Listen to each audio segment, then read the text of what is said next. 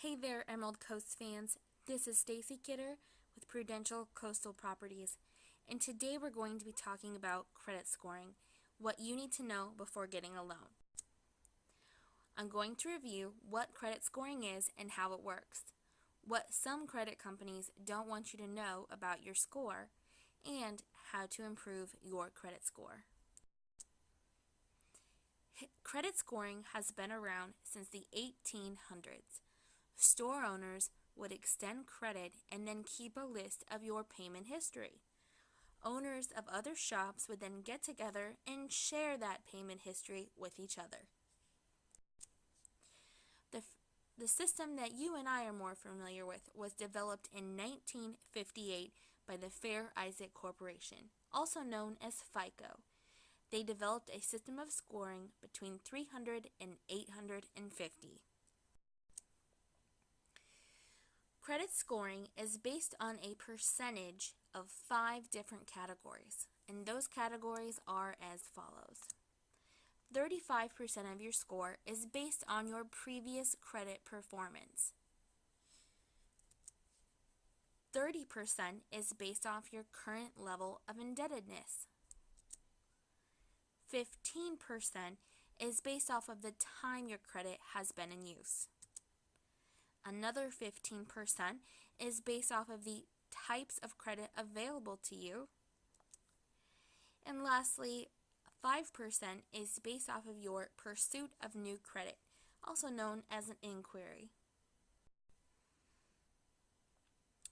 There are 3 main credit bureaus: Equifax, TransUnion, and Experian. There are also many online companies where you can obtain a copy of your credit report. I'm sure you're familiar with a few of them: freecreditreport.com, myfico.com, and credit.com, just to name a few.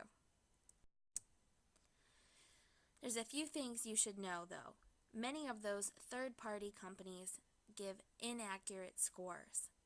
For example, we're going to take a look at a lady named Jane Buyer. These are real scores from a real buyer. She obtained her scores from a third-party site, and this is what she received: 601 from Experian, 546 TransUnion, 576 from Equifax. And keep in mind that even though those scores say Experian, TransUnion, and Equifax, they were from a third-party site. They weren't directly from any of those 3 bureaus.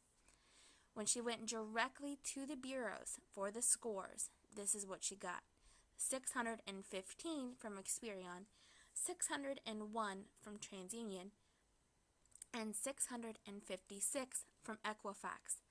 As you can see, there are some discrepancies there in the score. So it's always best, if you can, to go directly to the bureau to obtain a copy of your score. How to improve your credit score. The first thing you need to do is obtain your credit report from all 3 bureaus. There are many ways to do that, and these are a few that I recommend. First, you can call a lender. Any banker or someone offering a home loan would probably be more than happy to pull your credit. Some may charge you a fee, but some will probably do it for free if you intend to buy and might consider getting a loan from them in the future. You just have to ask those questions, or feel free to give me a call and I might be able to connect you with a lender who'd be happy to do that. You can also go to each of the 3 credit bureaus' websites directly. You can pay a fee and get a copy of your score and your report, and you may also get a free report directly from each of the bureaus every year. However, that report will not give you a copy of your score. And the last way is, out of the websites that I've used, you can get all 3 reports and all 3 scores from myfico.com. That's the one I recommend if you're going to use an online source, other than going directly to one of the bureau's websites. Next, you need to look through that report with a very careful eye. You're going to be looking for inaccuracies. First thing you want to look at is late payments. Are there any late payments showing up on the report? The report is going to show you anything 30 days, 60 days, or 90 days late, and it will also tell you the date of the late payment. So you want to look through your records, look through your canceled checks, look through your bank statements, and see if there's any inaccurate late payments. And if there are, we're going to get to that a little later on, but that's going to be one of the things you'll want to dispute. You're also going to want to look closely at the credit limit amounts that your creditors are reporting. And this is most pertinent to revolving credit, which would be like a credit card or a line of credit. A lot of times these places, credit card companies, will only report, let's say your credit limit is $1,000, but you've never spent over $500 on your card. So they might report only $500 as your limit, even though your limit's really $1,000. And so what that's going to do is it's going to make it look like you have your card maxed out, even though you really don't. So you want to look at those limits and make sure they're all reported correctly. You're going to look for judgments on your credit that shouldn't be judgments. A lot of times maybe you'll get a notice from somebody and they will tell you you have so many days to make this payment or it's going to be reported. Sometimes they make an error and they go ahead and report that before they've given you adequate time. So you want to double check that information. And lastly, you want to look for anything that's outdated. There are certain things that are supposed to fall off your credit after a certain number of years. So you want to look for that kind of stuff. See if there's anything that should have been removed. Here's how you dispute your inaccuracies. My preferred method is to go online to the bureau. It's a lot simpler. You don't have to use a stamp.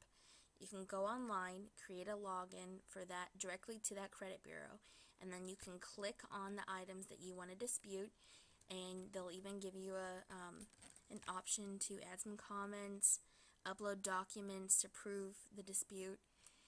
It's pretty simple and pretty easy. And then if you don't want to do the online version, you can write a letter of dispute to each of the 3 credit bureaus, and I have included their addresses here for you.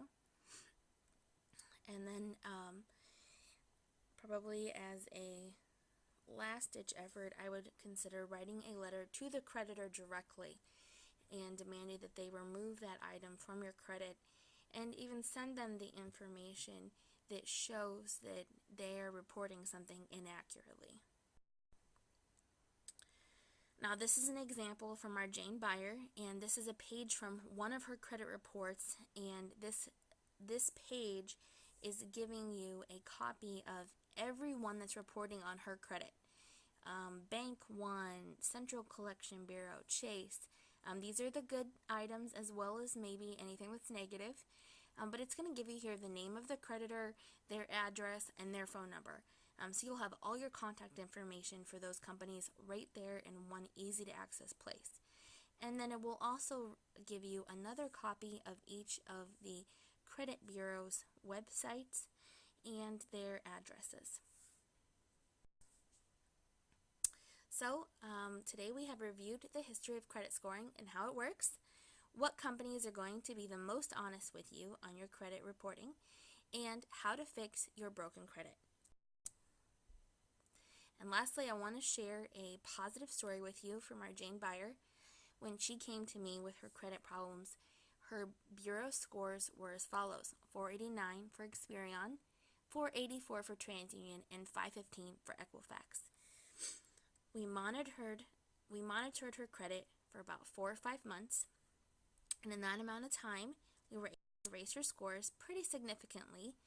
We raised her Equifax score to 592, her Experian score to 601, and her TransUnion score to 590. As you can see, any credit situation can be fixed with a little patience and a little bit of hard work. It's not impossible, and if you have further questions or comments, anything you would like to have covered more in depth, please feel free to send me an email or contact me. Once again, I'm Stacy Kidder from Prudential Coastal Properties, and I'm your coastal connoisseur.